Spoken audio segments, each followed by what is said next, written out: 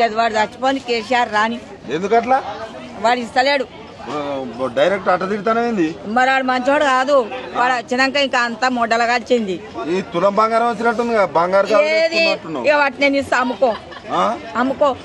తులం బంగారం ఇస్తారా మనవరాలకు మనవాళ్ళకు? ఇస్తలేరు. ఆ గ్యాస్ 500కి ఇస్తా అన్నాడు, అవి ఇస్తలేడు. పింఛను ఇస్తలేదు.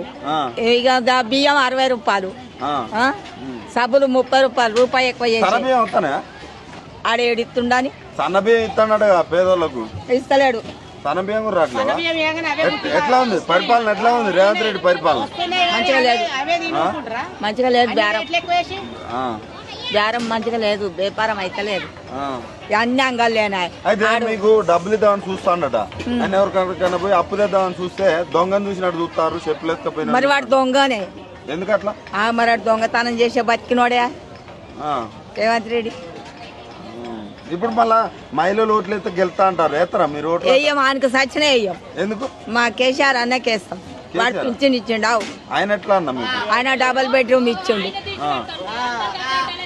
అంటే మన రెక్కలకు పెట్టుతాము. అంతేనా?